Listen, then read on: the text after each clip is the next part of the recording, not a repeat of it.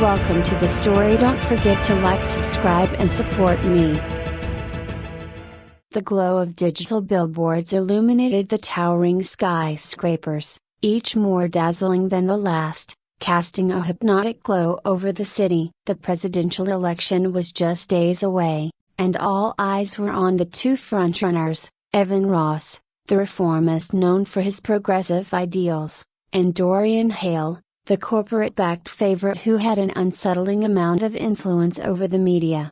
Myra Collins sat in her small, cluttered office, her eyes glued to a screen filled with graphs, data points, and projections. Something wasn't right, and she could feel it in her gut. Despite Evan Ross's carefully crafted campaign, the polls were shifting in favor of Hale at an alarming rate. No one seemed to know why. Her fingers danced across the keyboard as she analyzed voter data, tracking social media trends and public sentiment. The numbers didn't lie. People who had shown steadfast support for Ross were suddenly switching sides, as if overnight. Jason Banks leaned against the doorway, watching her with a worried expression. "You've been staring at that screen for hours," he said. "What are you seeing?" Myra shook her head, frustration etching her features. "I don't know yet, but something's wrong. This shift, it's too sudden, too coordinated. I can't put my finger on it, but the data doesn't add up. People don't just flip like that." Jason crossed the room, pulling up a chair beside her. He was a seasoned political strategist, used to dealing with the murky world of politics. But even he couldn't make sense of the sudden shift in voter allegiance. "It's got to be something under the surface, some kind of manipulation. Have you checked the media streams? Maybe there's a new smear campaign against Ross we haven't caught." "I've checked everything. Nothing out of the ordinary." Myra's brow furrowed as she opened another data set, one tracking social media conversations over the past few months. She zoomed in on specific regions, scanning for anomalies. "It's like someone flipped a switch." As the hours passed, Myra continued digging, Jason occasionally offering suggestions. She wasn't sure when she stumbled upon the first digital trace, a faint signal buried deep within the voting data. It was almost imperceptible, a string of code that shouldn't have been there. "Jason, look at this," Myra whispered, her pulse quickening. "This shouldn't be here." He leaned in closer, squinting at the code on the screen. "What am I looking at?" "It's a digital footprint of something embedded in the voting software. It's subtle, but this is influencing behavior. I think someone's manipulating the voters." Jason stared at her in disbelief. "You're saying the election is rigged?" "I'm saying the voters think they're making their own decisions, but they're not." The realization hit Jason like a ton of bricks. He pushed his chair back, running a hand through his hair. "If this gets out, it'll destroy the election. It could cause chaos." "Who's behind this?" Myra turned back to the screen, her fingers flying over the keys. "I don't know yet, but I'm going to find out." Over the next few days, Myra worked tirelessly, tracking the digital traces back to their source. She uncovered a series of complex algorithms tied to a corporation called Neurosync, a name that triggered an immediate sense of dread. Neurosync specialized in neurointerface technology, creating products that allowed the human mind to interact seamlessly with machines. They had once been at the forefront of medical technology, helping people with disabilities regain mobility and cognitive function. But in the wrong hands, their technology could do far more. "This isn't just vote manipulation," Myra said during a late-night strategy session with Jason. "Neurosync has been implanting chips into people's brains for years, disguised as medical devices and consumer technology. These chips are designed to subtly influence people's behavior, and now they're being activated to control voting patterns." Jason sat back in his chair, his face pale. "This is massive. If this gets out, the entire election process is compromised." "Dorian Hale, he must be behind this." "There's no direct proof that Hale is involved, but Neurosync has ties to his campaign," Myra replied. "If we can expose this before Election Day, we might have a chance to stop it." But as they continued their investigation, It became clear that they were being watched. Myra's computer was hit with a series of cyber attacks, forcing her to work offline, and Jason noticed strange cars tailing him on his way home. The pressure was mounting, and the closer they got to the truth, the more dangerous things became. One night, after Myra managed to infiltrate an Eurosync server, she received an unexpected message from someone inside the corporation, a Dr. Naomi Levant, a lead scientist who had been instrumental in developing the consciousness control technology. Her message was brief and cryptic: "I need to talk. They're watching me, but I can help. Meet me tomorrow, 10 a.m., under the bridge." Myra showed Jason the message, her heart pounding. "Do you think it's a trap?" Jason hesitated, his instincts screaming that they were walking into a dangerous situation. "It could be, but if she's telling the truth, we need her help." The next day, they made their way to the designated meeting spot, a quiet area under a bridge on the outskirts of the city. They waited anxiously, scanning the area for any sign of a trap. A few minutes later, a woman in a hooded coat appeared, glancing nervously over her shoulder as she approached. "Are you Dr. Levant?" Myra asked, keeping her voice low. The woman nodded, pulling her hood down to reveal tired, anxious eyes. "Yes. You're the ones investigating Eurosync, aren't you?" "We are," Jason replied. "And we're running out of time. Election day is coming, and we need to stop them." Dr. Levant glanced around again before speaking. "I didn't know what they were planning at first. The implants were supposed to help people enhance cognition, treat neurological disorders. But then they started using them for something else. Once I realized what was happening, it was too late. They're controlling people's decisions without their knowledge. It's all tied to the election, and Hale is their candidate. If he wins, they'll have total control." Myra stepped closer, her voice urgent. "We need to know how to stop them." Dr. Levant hesitated, clearly terrified of what would happen if she revealed too much. But finally, she nodded. "There's a central system in Eurosync's control hub. It's deep underground, heavily secured, but if you can get in, you can disable the implants." Jason frowned. "That sounds impossible. How do we even begin to get access?" Dr. Levant looked down, a glint of guilt in her eyes. "I can get you in. I have the access codes. But once you're inside, you're on your own. They'll know you're coming." Myra exchanged a glance with Jason. This was their only shot. They knew the plan was reckless. Myra, Jason,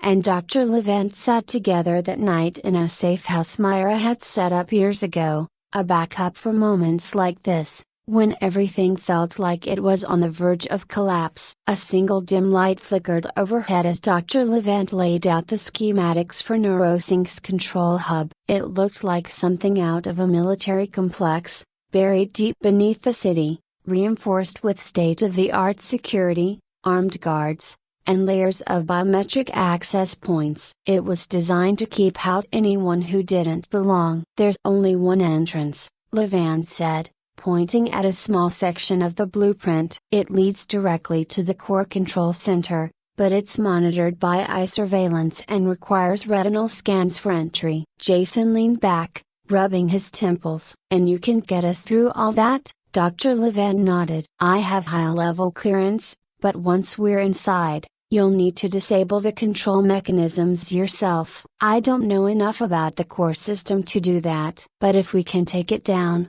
it will stop the implants from manipulating the voters." Myra studied the schematics. It wasn't going to be easy. Breaking into Neurosync's underground fortress was dangerous, but they were running out of time. The election was less than a day away. If they didn't act now, Dorian Hale would be elected, and the country would fall under the control of those pulling the strings from the shadows.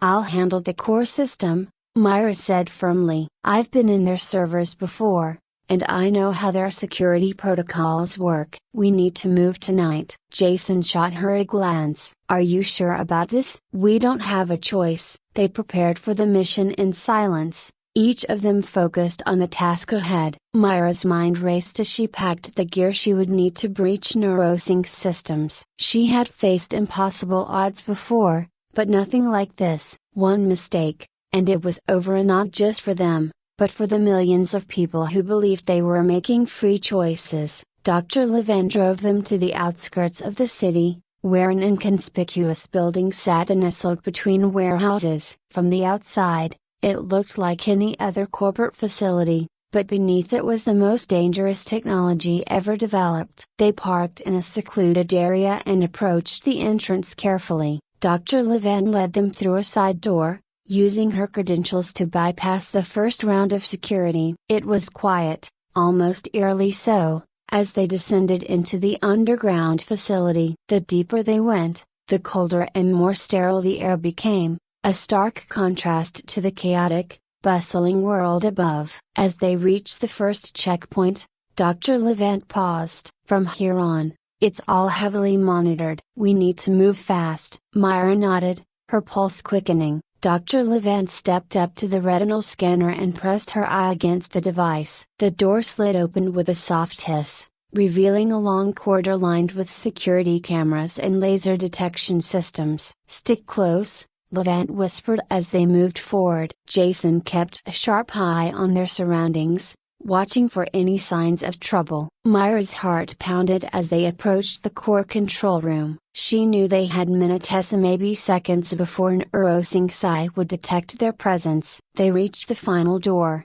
and Dr. Levant entered a series of complex codes. The door clicked open, revealing the heart of the system, a massive control center filled with rows of servers, blinking lights, and digital displays. This was where the consciousness implants were controlled, where the future of the election and the free will of millions was being decided.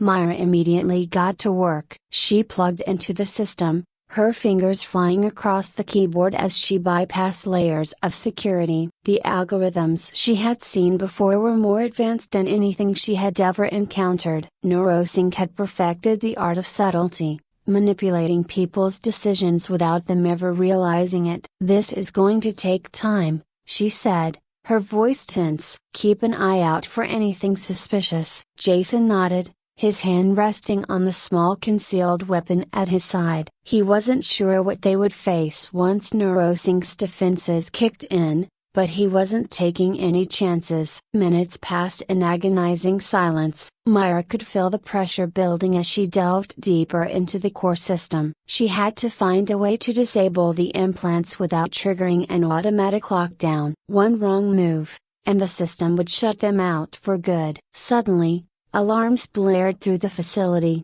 red lights flashing across the room. Jason cursed under his breath. "We've been made." "Just a little more time," Myra said through gritted teeth. She was almost there. She could see the code that controlled the implants, but it was buried beneath layers of encryption. The sound of footsteps echoed down the hall, security guards rushing toward them. "Levant, can you stall them?" Jason asked. Dr. Levant nodded, her face pale but determined. She grabbed a nearby panel and began inputting commands to reroute the guards, but it wouldn't hold them off for long. "Myra, we're running out of time," Jason said, his voice tight with urgency. "I know," she snapped, her hands moving faster. She could feel the system fighting her, trying to lock her out, but she pushed back with everything she had. The code was unraveling, piece by piece. Jason drew his weapon, his eyes fixed on the doorway. Any second now, the guards would break through. He could hear them getting closer. Finally, with a triumphant gasp, Myra hit the final keystroke. The system's control over the implants was severed. She had done it. The voters were free. But before they could celebrate, the door burst open, and armed guards flooded the room. Jason raised his weapon, but there were too many of them. They were surrounded. "Freeze!" One of the guards barked, aiming his rifle at them. Myra slowly raised her hands, her heart pounding in her chest. It was over. They had won, but they were caught. She glanced at Jason, whose face was set in grim determination. Dr. Levant stood frozen, fear in her eyes. But then, something unexpected happened. The guards hesitated. Their leader glanced at the control panel Myra had just deactivated, his brow furrowing. The implants had been disabled, and the guards themselves were no longer under NeuroSync's control. In that moment of confusion, Jason acted. He lunged toward the nearest guard, disarming him with swift precision. Myra followed his lead, ducking behind a console as gunfire erupted. Dr. Levant scrambled for cover, her breathing ragged. It was chaos, but Jason moved like a man possessed. One by one, the guards fell, either disarmed or incapacitated, until the room fell silent once again. Myra emerged from her hiding spot, her hands trembling. "We have to go, now," Jason nodded, grabbing Dr. Levant by the arm and pulling her toward the exit. They raced through the facility, alarms still blaring around them. But with the implants disabled, there was no one left to stop them. As they reached the surface, Myra glanced at the sky. The city lights twinkling in the distance. The election would proceed, but this time, it would be real. The people would make their own choices, free from the shadow of manipulation. They had won, but at a cost. In the days that followed, the news broke about NeuroSync's involvement in the election, but the full extent of the conspiracy was never revealed. Dorian Hale lost the election by a narrow margin, and Evan Ross was sworn in as president. But the shadowy figures behind NeuroSync remained in the background, their influence far from over. Myra, Jason, and Dr. Levant went their separate ways, knowing that their fight had only just begun. The consciousness implant technology had been exposed, but the war for control over humanity's mind was far from finished. As Myra walked through the bustling streets of the city, she received a message on her secure Linea and anonymous tip. It was brief, but the meaning was clear. "They're watching." This was only the beginning. Myra stared at the message, her heart heavy. The battle for free will wasn't over, but she was ready for whatever came next.